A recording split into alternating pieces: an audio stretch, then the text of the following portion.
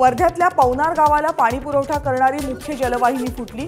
लाखो लिटर पाणी वाया। 2 महिन्यांपासून गळती सुरू। घरापर्यंत पाणी पोहोचत नसल्याने नागरिक संतप्त। प्रशासनाचं दुर्लक्ष। अमरावतीच्या खेलापूर फाट्यावर एसटी चालकावर हल्ला। एसटी थांब्यावर न थांबवल्यामुळे बस चालकावर पाईपने घाव। चालक गंभीर जखमी।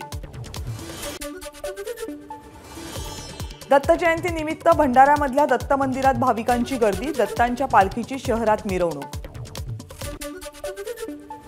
वाशिमच्या कारंजामधील नृसिंह सरस्वती मंदिरात भाविकांची गर्दी। मुंबई, पुणे, कोल्हापूर, सांगली आणि साताऱ्यासह आंध्र प्रदेश आणि कर्नाटकमधूनही भाविक दर्शनासाठी।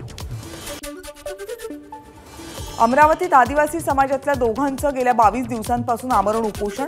प्रशासनानं दखल न घेतल्यानं उपोषणकर्ते विभागीय आयुक्त कार्यालयाच्या इमारतीवर चढले। कोळी महादेव जमातीचं जात प्रमाणपत्र आणि वैधता प्रमाणपत्र देण्याची आंदोलकांची मागणी। पीक विमा न मिळाल्यानं ठाकरे गटाच्या कार्यकर्त्यांनी विमा कंपनीच्या अधिकाऱ्यावर उगारली खुर्ची। कर्मचाऱ्यांनी शेतकऱ्यांकडे पैसे मागितल्याचा आरोप। संतप्त शेतकरी आणि शिवसैनिकांचं कृषी कार्यालयामध्ये ठिय्या आंदोलन। खासदार अमोल कोल्हेंचं अजित पवार गटामध्ये सहभागी होण्याचे शपथपत्र मी पाहिलंय।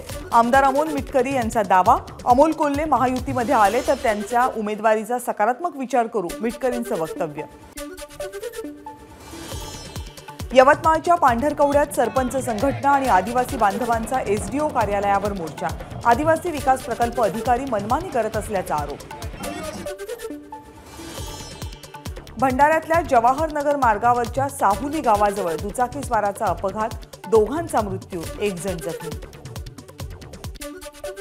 भंडाऱ्यामध्ये 2 शेतकऱ्यांनी शेतातील धान पिकाला लावली आग।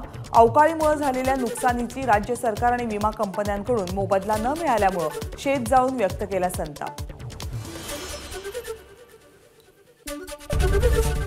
एबीपी माझा, उघडा डोळे बघा नीट।